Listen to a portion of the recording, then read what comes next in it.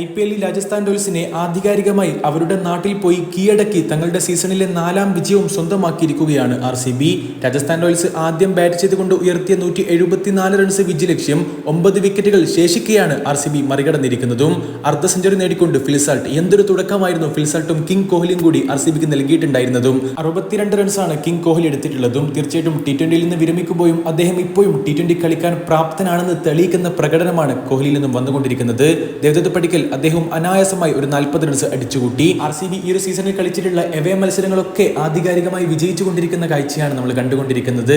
തീർച്ചയായിട്ടും ഹോം മത്സരങ്ങൾ മാത്രമാണ് അവർക്കൊരു പ്രശ്നമായി മാറുന്നതും. അവർ ഈ സീസണിൽ രണ്ടും കൽപ്പിച്ച് തന്നെയാണെന്നുള്ള സൂചനകളാണ് ഇവിടെ ലഭിക്കുന്നതും. അതേസമയം രാജസ്ഥാൻ റോയൽസ് തുടർച്ചയായിട്ടുള്ള 2ാമത്തെ പരാജയവും ഈ ഒരു സീസണിലെ അവരുടെ 4ാമത്തെ പരാജയവുമാണ് ഏറ്റുവാങ്ങിയിരിക്കുന്നതും. ഒരു മെഗാ ഓപ്ഷൻ കഴിയുമ്പോൾ ഒരു ടീം എത്രത്തോളം മാറുന്നു എന്നുള്ള നേർക്കാഴ്ചകളാണ് ഈ രണ്ട് ടീമുകളും നമുക്ക് കാണിച്ചു തരുന്നതും. ഏതായാലും ആദ്യം ബാറ്റ് ചെയ്ത രാജസ്ഥാൻ റോയൽസ് നിശ്ചിത 20 ഓവറുകളിൽ 4 വിക്കറ്റ് നഷ്ടത്തിൽ യശസ്വി ജയ്സ്വാളിന്റെ 75 റൺസ് എന്ന കിടിലൻ ഇന്നിംഗ്സിന്റെ മികവിൽ മാത്രമാണ് 173 എന്ന ഒരു ഭേദപ്പെട്ട സ്കോറെങ്കിലും എടുക്കുന്നത്.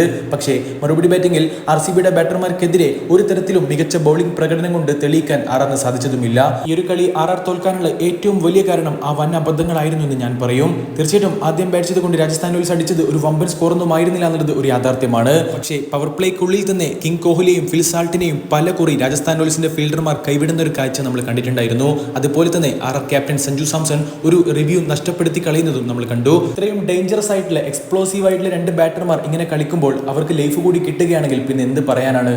തീർച്ചയായിട്ടും കൈവിട്ട് കളഞ്ഞ ഒരു വമ്പൻ തോൽവി അറിഞ്ഞ ഒരു മത്സരം കൂടിയാണിത്.